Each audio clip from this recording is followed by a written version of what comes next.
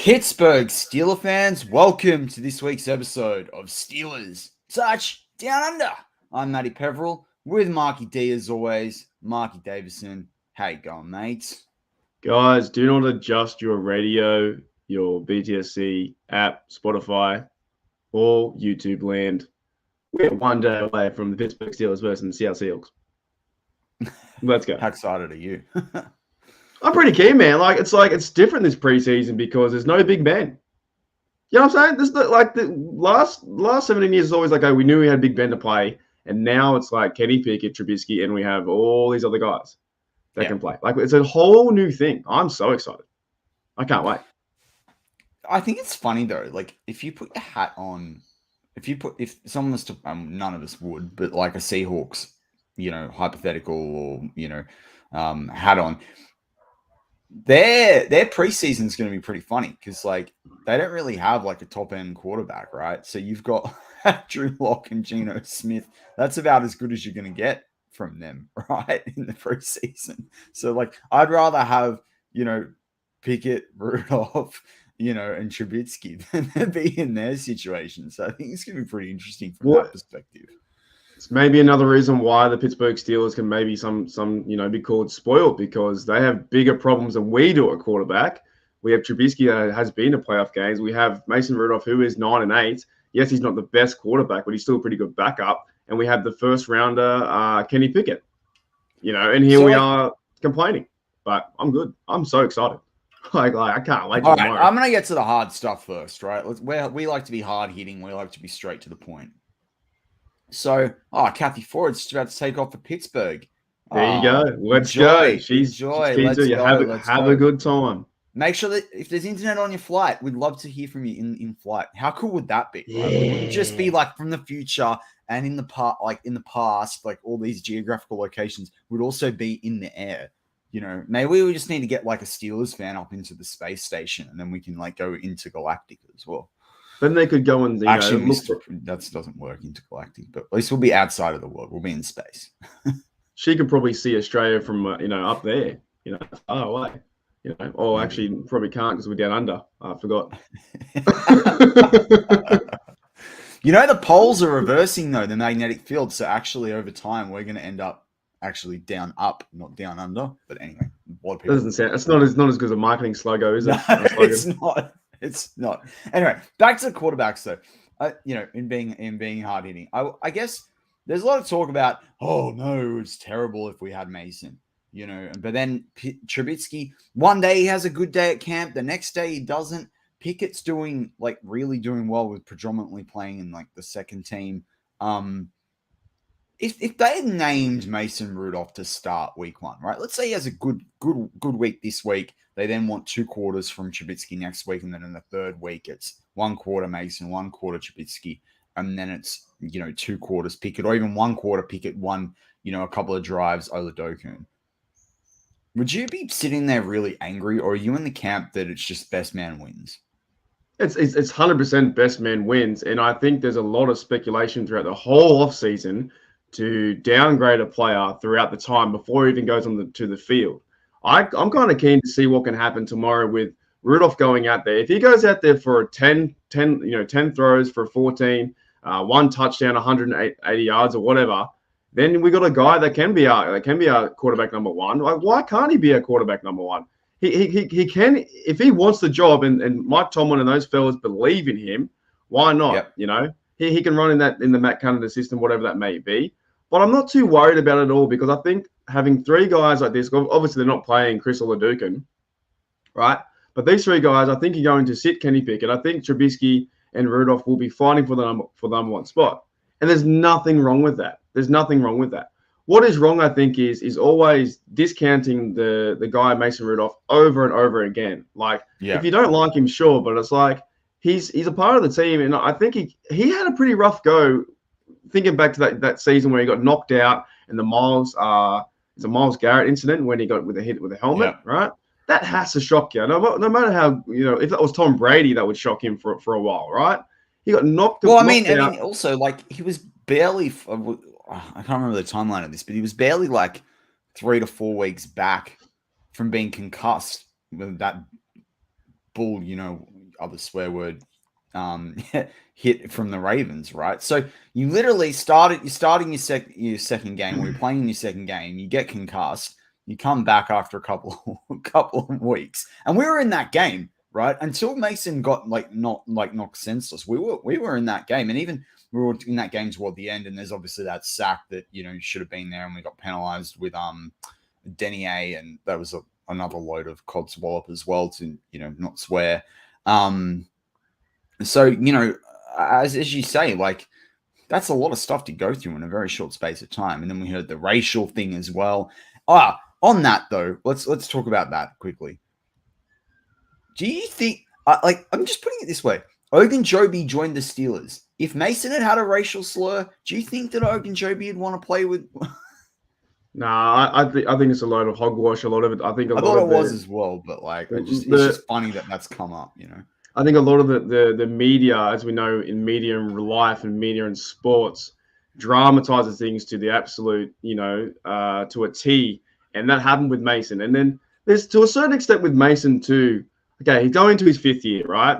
His last year with the Steelers. Now, that, I guess, is a prove year for him. And if he doesn't do well this year, he may not get a job next year. But he's playing, pretty good as backup. But are we not forgetting, progression? That it doesn't stop. No matter what kind of athlete you are, it doesn't stop. Thank you. Maybe if you are Marcus Allen, in your case, it does stop. But the progression of a player, he's gotten better, right? He's gotten better, and will get better this year. And I really don't like the fact how we count someone out before they even had the season.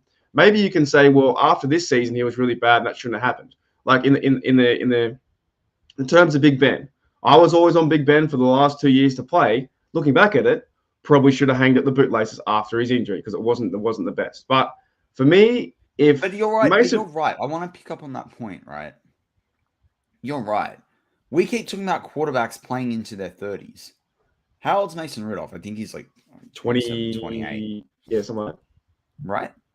Like, you got to give the guy, he's played, he's not even started 20 games. How can you decide whether he's going to be yes, hasn't been lights out in all his games, but he also hasn't thrown a Nate Peterman, 6 interceptions.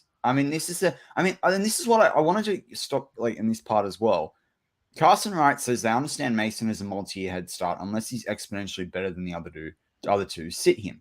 I get that for the preseason, but I keep hearing this theme out of training camp or seeing it on social media. If Mason is the most familiar with the system and he is playing better, then you have to start him. You don't start someone else because, they've played less in the system, but they might be good. Now, if it's a mobility thing and you're going to do lots of RPOs and you're like, Mason can't run them, fine, I get it. And that's the Canada system that we've all hyped up, but we've not seen. But on the basis of things, you can't just relegate someone to not start because they've had the most experience in the system. We've got to play to win. And if that's experience in the system for the first 3, 4, 6 weeks, then that's what it is. I have a scenario for you. So let's say that Mason Rudolph goes out there and absolutely slings the football around, has the best preseason you've ever seen in your life, right? Trubisky plays okay, but then Trubisky gets a start, right? The next four games of the regular season in Pittsburgh, Trubisky goes 1-3. What are the fans doing? Put in Mason. I don't think so. I think it's going to be put in They Pickett. might do. It's going to be put in Pickett, right? And this is where they're going to have to be careful because you don't want Pickett to start before he's ready, right? You probably don't want him to start before preseason, before the bye, right? So I think they would give Mason 3 to 4 games, and then it would be, it's interesting, right? I think, look, the target is on Mason and Trubisky's back, really. Whether whoever's the backup and whoever's the starter. I agree. Because once you get through the bye, if that record is remotely 50-50 kind of thing, after that, it's game on, right? Especially when you look at when the Steelers have their bye, I think it's after 8 games, 9 weeks, and where they're playing. And then I'm pretty sure it's been ages since I looked at the schedule, but I think they go to the Saints the week after the bye, which is in a Right. stadium. All right. So Was that's it where the s- Pickett's going to be able to perform even better. Right. So like, I'll just pull it up while we're talking. But, if you look at it from that perspective, I mean, the target's there on their back. You know what? Another thing too is I find funny about this whole quarterback thing is like maybe there's a designated starter for the very beginning of the season, but that won't happen throughout the duration of the season because it is so long. Yeah. But I'm kind of happy like if all quarterbacks are going good, if Mason Rudolph is playing well in training camp, then that's fair game. That's awesome. That's great to hear. It's almost like some fans want to hear Mason Rudolph do bad, so they're right. Exactly. Do you know what I mean? It's extent. like we want Mason to fail. They've got like a Mason fail fetish. Yeah. And even to a certain extent, they want to see Trubisky fail as well. So then Kenny Pickett comes in. But I know that the quarterback is the number one position in the whole team, the offense or whatever it is, right? But this is I guess these are the growing pains of life without Big Ben.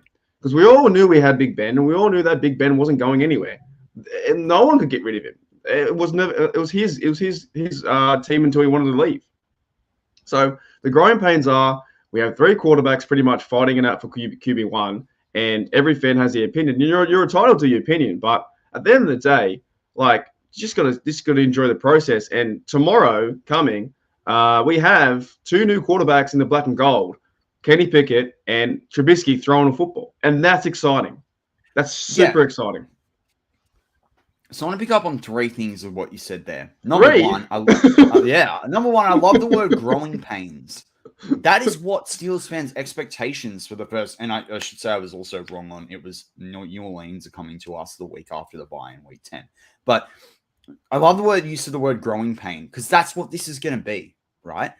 This team is that teenager that's growing and developing and is going to get good, has got to get comfortable in their body, has got to get, a lot of teenagers grow and they're uncoordinated. You got to get coordinated. You got to figure out what you can do. That's exactly the right metaphor for this team. Then the number two part, like as you talked about in the black and gold, is like, and people are doing well and people are not doing well, and it depends on the day of training camp. The other thing is like we have one of the best defenses in the league. Oh, it's unbelievable. That's not a hard thing. That's not an easy thing, to go up against in training camp. So when there's lots of interceptions and what have you, it's like that concept that was talked about a few weeks ago on the preview. Just because the offense has something bad happen at training camp doesn't mean that's a slight on the offense. It could be a pro on the defense. And so we could see them come out tomorrow in the game or even week one and blow a team away. We don't know, because we don't have a level set where this defense is at. This defense could be improved lights out versus last year. And you probably expect it with an Ogunjobi back, an Alualu back, a Miles Jack in the mix, Levi Wallace, Akello Witherspoon. Look at all the names we're talking there. Alex Highsmith on another season, all those things. So I think it's pretty interesting from that perspective. TJ Jones on Facebook says they put Ben in as a rookie with a good defense, and look how that season turned out. And then Ben and Pickett are on a different level. One, we had to, right? But B, I want to talk about this piece about Ben and Pickett for a second. Now, Ben, obviously, amazing talent, bigger quarterback, bigger arm, all the rest of it. But Pickett's played at a higher level of college ball with more experience. So he's probably a little bit more further developed in the sense of like that game planning, that game management, working with different people. There was a lot of flux in that team, being relied upon, pressure on the big stage in nationally televised games, going to the Senior Bowl, competing with someone like Malik Willis, who, was going after him to be the first, quarterback drafted. There's a level of mentality or experience or maturity that Pickett has that maybe even Ben, I say this respectfully, but might not have had. And I say that's more of a compliment to what Ben was able to do in that rookie year.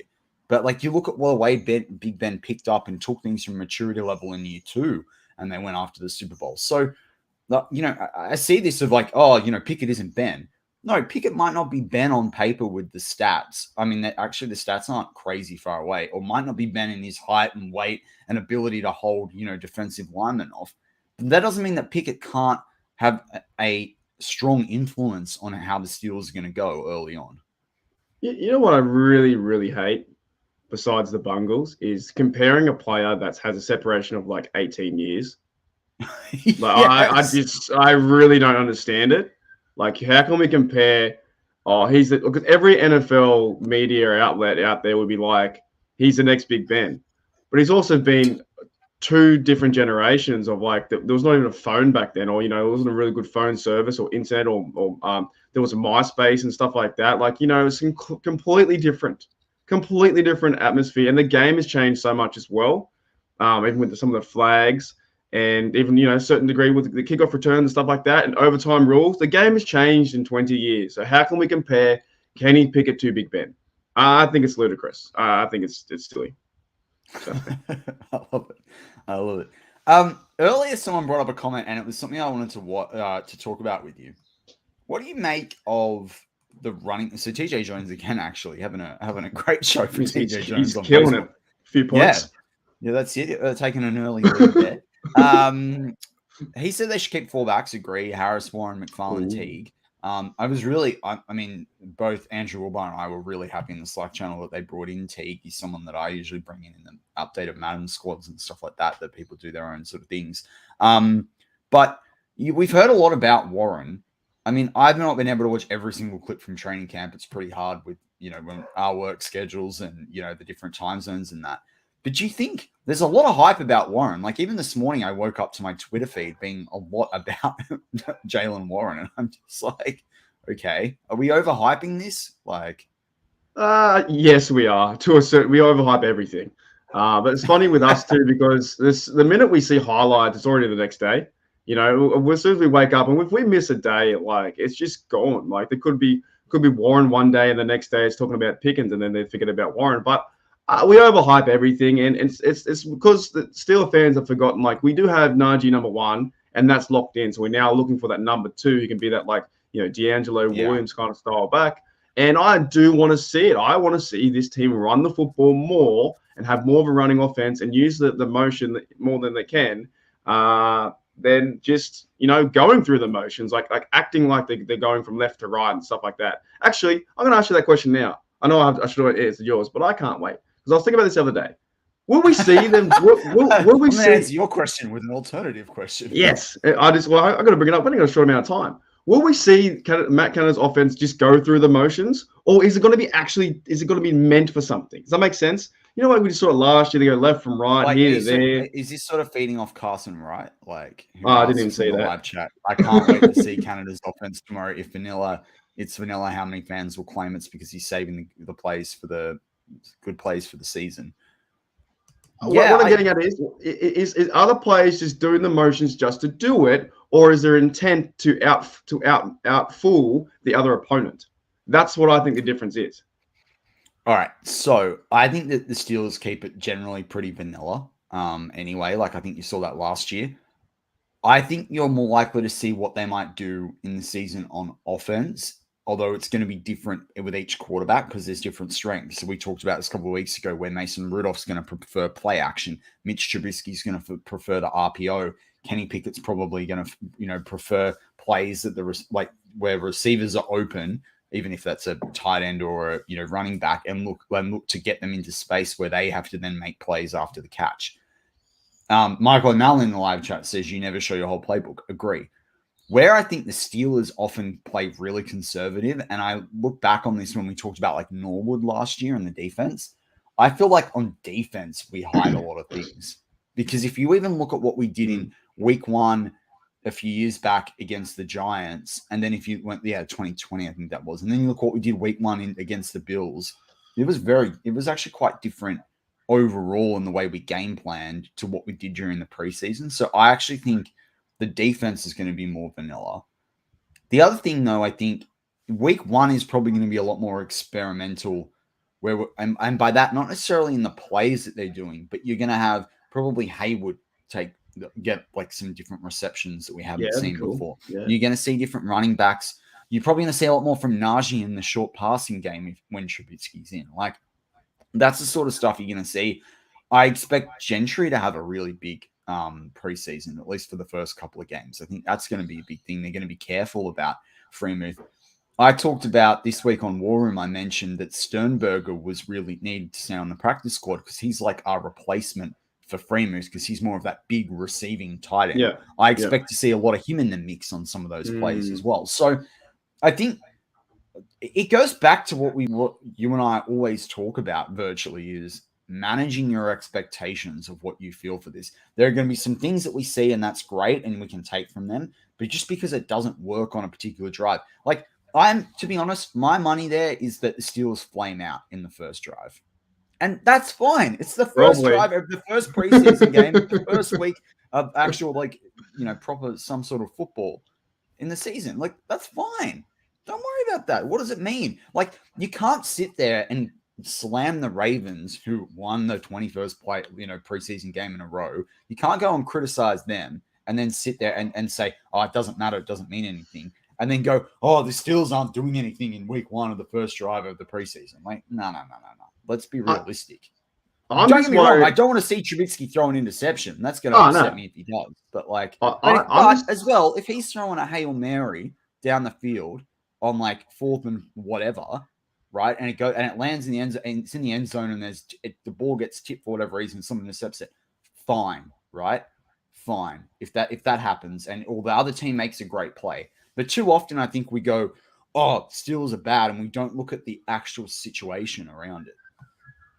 I'm just a bit worried that, honestly, with this motion stuff and the Matt Canada offense, are they just doing the offense, like they're not reading the defense? Are they just going through the motions and not actually using it to their advantage to get one up over the defense, if that makes sense? Yeah. Like, what if the defense is in their whatever package you're in, and Matt Canada does the motions but doesn't need to, and nothing changes? That's what I thought happened last year a few times. You'd see Claypool run past, and you're like, he's not getting the ball. He's just doing it just to do it. Do you know? I don't really know what you mean. What I really don't want to see is, let's say like they're doing short passes to Najee, right? And he's just cleaning the middle, like the inside linebackers up, right?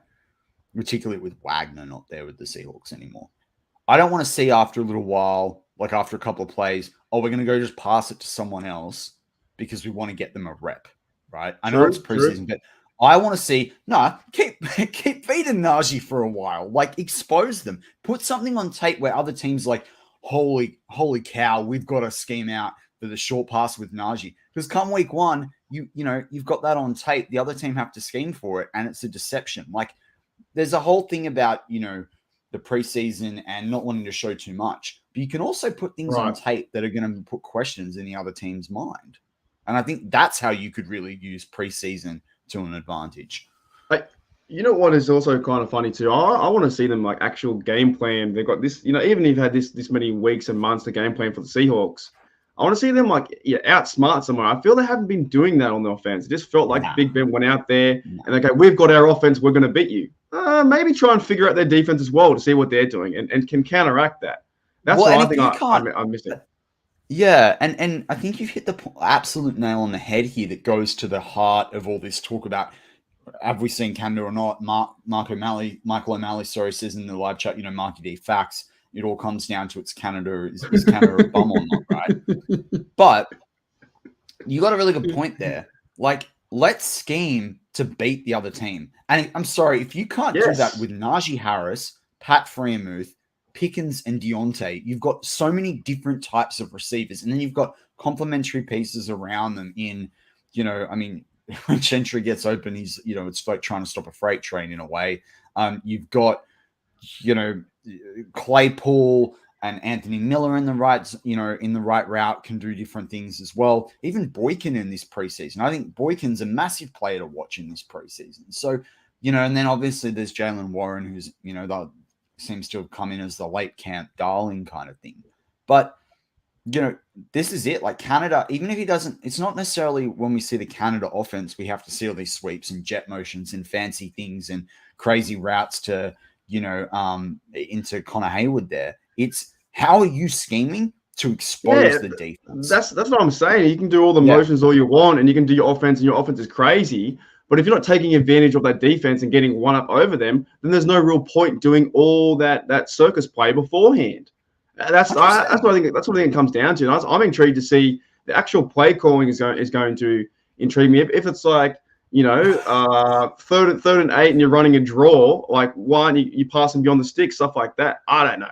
I just it's think like that classic case of, you remember the Titans, right? Like as an Australian, I mean, it's like played it all the time, right? Like every rugby camp we went on was like, game was remember the Titans, right? And they did that dancing before the game, and everyone loved it and whatever. If they were getting pelted by 60, no one would give two absolute, poos about whether, I can't swear, but no one would give two poos about whether they danced or not, right? The fact is they did it, and then they were winning and they were having fun and whatever. Same analogy for the Canada offense. Doesn't mean anything with those sweeps and motions unless they're making plays and getting yards. Exactly. I think he needs also to be reactive to the defense, because if all those motions are in, that's what I say, going through the motion, and then Claypool knows what I have to do is, I know I'm not getting the football, but they're just doing it to do it. And then the defense is sitting back going, oh, okay, no worries. I know where you're going, and I'm going to tackle you. They need to be reactive to the defense, what is happening. And that's what I think good offensive coordinators do. They go out there, they see what the defense is giving them, and take advantage of their weakest player. If their weakest player is their middle linebacker, for sure, get Najee involved every time and get 10 yards, right? Then when they figure that out, go back to the pass on the outside. I don't know. What do I know? But I'm just saying what we saw the last time. There's a lot of pressure. I think people say there's pressure on Mike Tomlin. Man, there is pressure on Matt Canada this year in this offense. Look at the offense that he has this year. A better O-line, a better mobile quarterback, and whoever he chooses. Najee Harris, hopefully a second running back, and tight end Frymouth. You have all the pieces to be successful. And if they go out there and do the drive 3 and out, it'll be like, oh, well. I don't want to see that. I want to see them be at least competitive to move the football 3 or 4 times and have a bit of rhythm, because that's what you're meant to do as an offensive coordinator. I've never been one, but that's what I imagine. You're like, okay, I've done this play here. I've ran Najee here. They think we're going this way. Let's go the other way. But it looks like in the motions, what he was trying to, simulate, that, okay, I have to do a jet sweep because I have to do a jet sweep. And it's like, you don't have to do that at the time. I don't know. I'm excited to see that. That's what probably the number one thing I want to see is the offense is it different to last year, basically. I know, and this is it's kind of I'm surprised in a way they're giving Mason 2 quarters. Do you know what I mean? Like I don't know whether I would have done that. I would have done probably Trubisky 1 quarter and then continue on the if he's in a drive, or give him 1 drive in the second quarter, give Mason 1 quarter, like just give him the second quarter, let Pickett come out in the third after halftime, simulate what it would be like almost to semi-start a game. And then if, after about a quarter and a half, then you get rid of, you pull him and then you put in Oladokun. And that's where I kind of get Steelers fans saying we've seen enough of Mason. But I can't imagine it's going to be as crazy different from Mason compared to what it would be with Trubisky and Pickett and even Oladokun, because of what they can do and move their feet. And get out of trouble and stuff as well. So this is where I kind of get that fan opinion. And I think it's going to be harder to see. All I'm saying is I think we got to temper our expectations that this week's probably not the week we're going to see all the crazy stuff. It's probably next week. Yeah, and even then, to a certain degree, they might not show it until the Bengals game. But I think there's still an argument too. There's got to be some point where you do show it. Otherwise, you never use it. Do you know what I see? I want to see a sweep play where Claypool runs this way and Deontay Johnson runs that way, and Hayward and Freiermuth do run into other people, and then Harris, they just literally just had done a sneaky little pop to Harris, and he just goes straight down the middle, and everyone's spread out. So a double reverse, and then the halfback draw up the middle. Literally, right? Yeah. Yeah. But also you've also got they're all going out in these sweeps. But you've got Hayward and Freiermuth slanting into the middle as well, so they're creating a second level of blocking before the offensive line even gets there. What play do you think is going to happen first, a run or a pass? Oh, they're running it. They're doing. Yeah, you have to, right? I think you have to run it as well. There's a lot of pressure for a pass, right? Unless he does a play action pass and they figured it out. That could be it too. Maybe it's a play action pass and it's they're on the 20-yard line or whatever, and they figured out the defense and they're going to go to a massive shot to George Pickens. This team, I think, as well, how young they are, they need some pump up motivation style. They need to be the big plays to get everyone ramped up. So I can't wait to see that. But to me, there's a lot of pressure on the offense. But who else can we talk about now? who do you think is more pressure on some of the players? Yeah, so this week on War Room, I talked about like undercards and title fights for position. I think Dotson and Green and Cole, that's an interesting trio, right? Because if Green doesn't beat out Dotson, I know I keep being on this train. I know Green said he wants to play, guard or whatever, but like, if something happens to, like, put it this way, the Steelers fans, even if you don't like Kendrick Green at center, if Mason Cole like tore his ACL tomorrow, are you going to start Green or Hassenauer? Probably Green. Right. Exactly. So I think like people have got to be realistic about that. So I think that I'm really interested to see how that works with Dotson, with Dotson, Green, Cole, because later on in the season, if Dotson comes, if he was to lose this battle, but it was to come back or whatever, Daniels can play at center. I keep hearing, well, he hasn't snapped anything at center, in camp. That doesn't mean he can't once the season starts. Like, again, it speaks to the really good job the Steelers did in building out this interior offensive line. So I think that's interesting on the offensive side. I think, Raider and Haywood are going to be battling it out for this third tight end spot. But even if they picked Raider there, and I think it's going to be hard for him to do it, you could always have Haywood as listed as your fourth running back. I mean, they've done the way they listed Trey Edmonds there for a while. I think Haywood offers more there. So, but clearly Mateo Durant, Master Teague, Jalen Warren have all got it, and McFarland have all got this battle for these like third and fourth running back spot. Man, Master Teague sounds like, was it Master Shredder from the Teenage Mutant Ninja Turtles? Like, what if he names Mr. Master Teague? That's a fantastic Master name. Teague, the third. The third. So there's two more before him. It's like, my name's okay, but like, that's a cool name. Like, your name's Master. You know what I mean? Like, it's not bad, is it? There's a guy in college called Big Cat. There is. That's right. Big Cat Bryant. Yeah, he was on my draft board. I don't know where he went. I think he's undrafted actually. Anyway, he might have went to another team, but yeah, Big Cat. Yeah, I don't know. Some of these, like, that would be a cool jersey to get for Master Teague the third.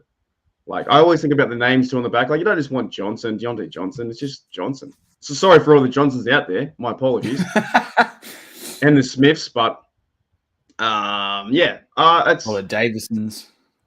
Yeah, well, we're rare. Actually, there's one Davison, I think, in the NFL. I can't remember where he plays. Oh, he plays for the Falcons. He used to play for the Falcons. Yeah, right. I think he's a linebacker. But there's no Peverells, is there? There's no Peverells.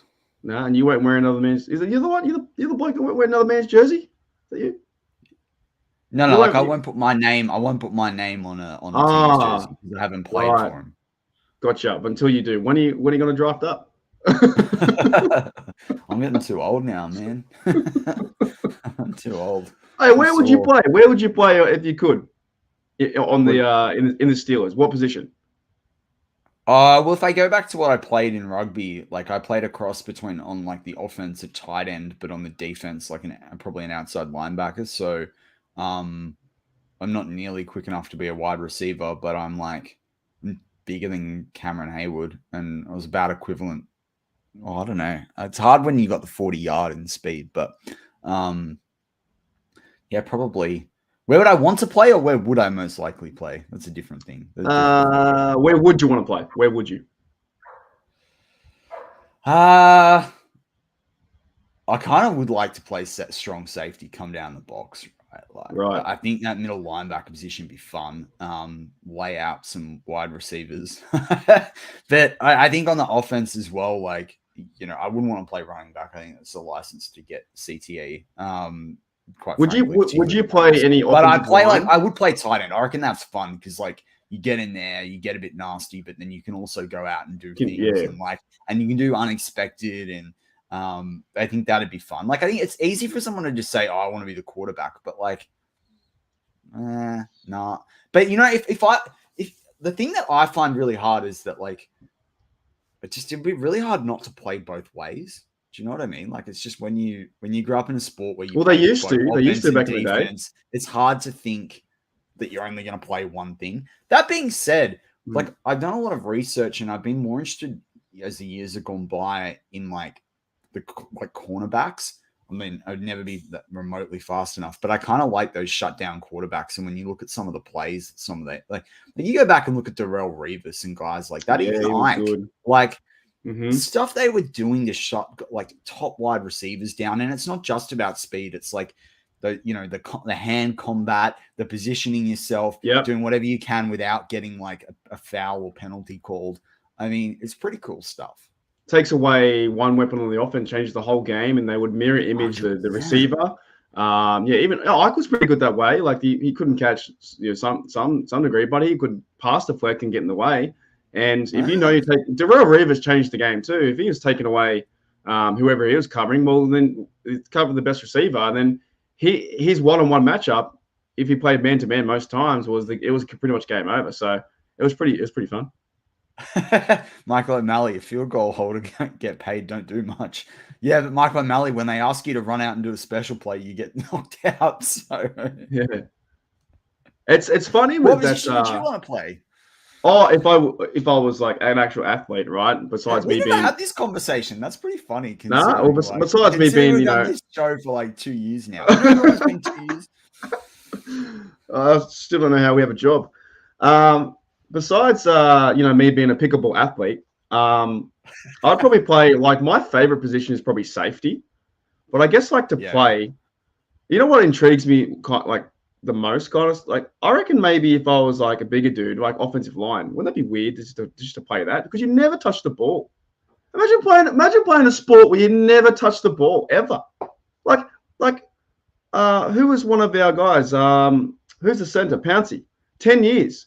Never. The ball. He snapped the ball, so he threw the ball so far. But you know what I mean? Like, okay, not a center, like a guard. Then, like, did you just never have it in your hands? Every other code around the world, players get involved to have a chance to score, and like you're playing in a position where you literally just drop back to protect or push forward to protect. I think that just boggles my mind how you're playing football and you never run with it unless you're like the fridge or someone like that. So. But I think like that would be kind of on the offense. That'd be intriguing to be like a left tackle or someone like that. Just dominate your opponent. If you knew you're better than the guy the whole game, you're like, I've got you, mate. I know I'm better than you. You're not getting past me today. Then that would be awesome. Otherwise, defense, always like safety. Always like free roaming safety, like what Troy did. Where all my players. Okay, I know what my 10 players are doing against your 10 players, and I know where this guy's going with the ball. And a bit like actually Trey Norwood, how he's kind of developing too. People like that football intelligence, that kind of sense, roaming around the field and going, well, if I'm here at this time, I can pick it off. Or if he's going to be tackled there, I'm going to pick up the fumble. Like we talked about a few weeks ago. Get around the ball, be around the ball all the time. So safety would intrigue me a lot because you can think outside the box and understand the chess match completely because you know where the quarterback's going to go. You can see the whole field. Yeah, 100%. All right, well, back to Steele. Back to the Steelers. That's about the Steelers we talked about, Troy. Who are you? Give me a name that you're watching tomorrow. You want to see something out of? You know what? I'm probably going to watch a name. Let's say McFarland. McFarland, one of the running backs. I'm pretty keen to see what he can do. That would be exciting because I want to see someone run the football. Maybe even Warren. I think I'm intrigued to see what happens with Trubisky. To be honest, I'm watching probably more of the offense. Say intrigued with Teague. Intrigued with Teague. We'll see what happens with him too. Trubisky, the quarterback play. Who else? Maybe on defense. We'll leave our Wallace play tomorrow. I don't know. Maybe not. I'm not too worried about the defense. I don't think Terrell Edmonds is going to play tomorrow. I think they're going to start Killebrew like what they did last year in the Hall of Fame game. Yeah, I'm not too worried about defense. I think the defense is a bit more solid than the offense right now. So if this offense can't move the ball even in preseason, oh boy. But what about you? I want to see how this tight end room operates. You know. What? What do you mean? George Teston, Google. He said he's a Google Water Boys. They start at $53K a year. That's not bad. It's pretty good. It's not bad at all. Jeez. Like I think I like what Kason Wright, said in the live chat. I think that Mark Robinson, like apparently he's been balling out. Like I think even Miles Jack said that, like, I'm shocked at like how he comes to work. He's hungry. He wants to smash it. So bring it on, Robinson. Like Robinson, Buddy Johnson. I mean, I didn't even talk about that this that's week true. on War Room. Like, but that could be that's a really good undercard for a title, for a fight for a position. I mean, yeah, Johnson versus Robinson, in the mix there. I think that's an awesome camp battle that we could see play out, in tomorrow's game on the defensive side. I mean, I'm out on Pierre and Lane. I don't think they're that good. I want to see Chris Steele tomorrow. I thought he was great. I talked about him in the draft process briefly, but I was picking him regularly on mock drafts. Out of USC, there, big tackling, 6'2", cornerback there. I want to see him shut someone down as well. I think he can come in and make tackles against a running back. So that's someone that excites me. I guess I've lowered my expectations as we've probably, any listener would probably, assume, in listening to the show so far. I've just tempered my expectations on the quarterback. I want to see Najee. Yeah, I'm assuming he's going to play. I actually don't think we're going to see him much in the run game. I think we're going to see him in the short passing game more than anything. But, I'd love him to go through and knock 5 guys over, even if he only gets like 6 yards. I want to know that he's back. I want to see that stiff arm, I just get Najee open. I don't think Najee cares what game is, if it's regular season, postseason, or preseason. I don't think he cares. I think he's got that fight in him. Michael O'Malley brings it up big time. DeMarvin Leal. Yeah, Leal put himself on the map. That's probably that's the player I'm watching tomorrow. Leal. I want to see Leal put himself on the map. Yeah, it's going to be awesome for him too. I think it's perfect as well because we are playing in Heinz Field / Acrisure Stadium, so it is kind of cool to see the fellas back there. Yeah, I don't know. That's going to that's sort of temper out as the year goes on. Funny, there are guys that, like, in Australia right now, there are young Tuckers who are following the football in 2022 when we started watching, and they're like, yeah, I want to go to Acrisure Stadium when I get older. You're like, what? I don't think anyone in the history of this planet has said that. Anyone in the history of the planet has said that. But still, fans listening to this, I put it out on Twitter this week. You can find me at Matt Pev, MATTPEV.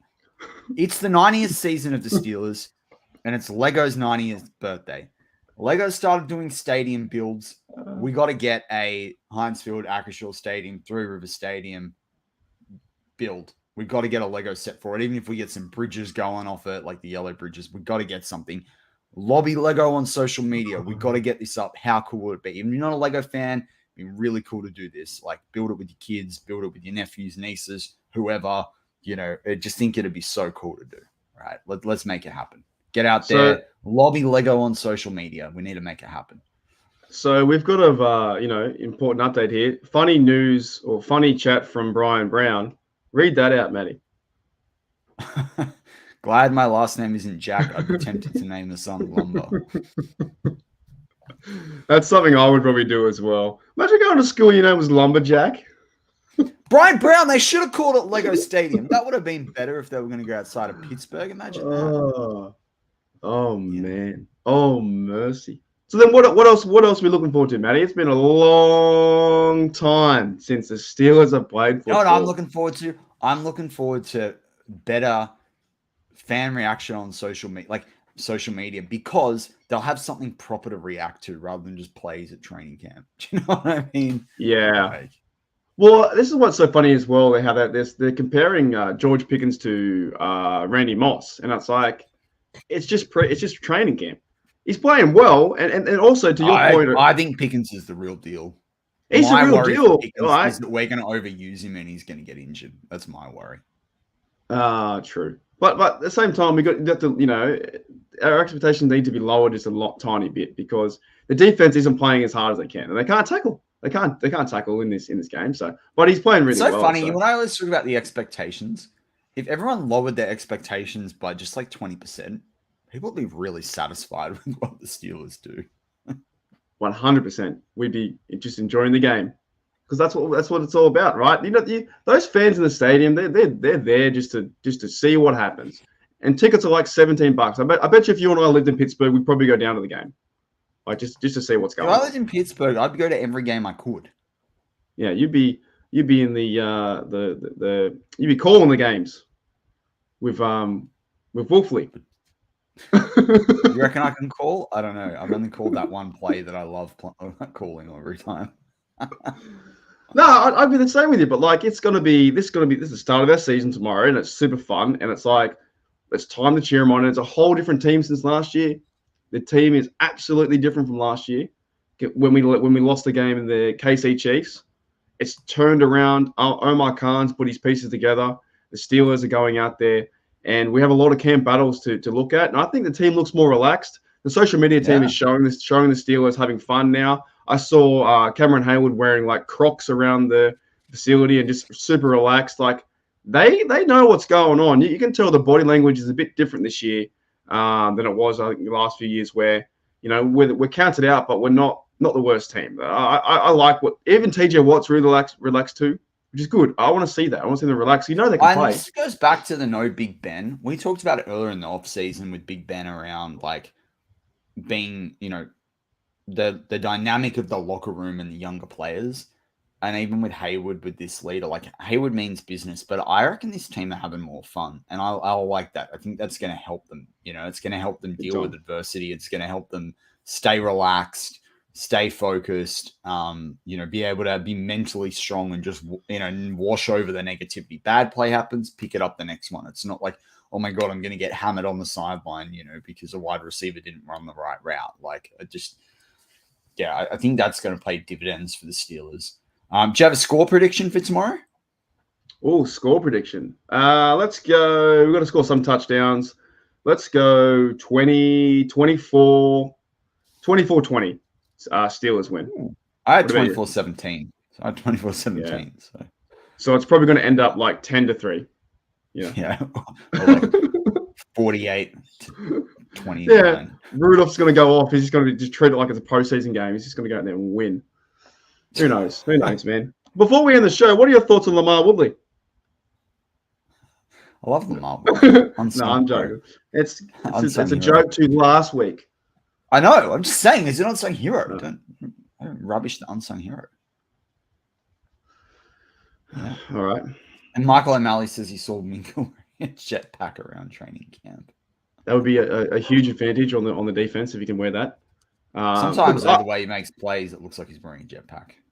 You know what, too, though? I think gathering from this podcast, too, I'm a bit more relaxed this season, too.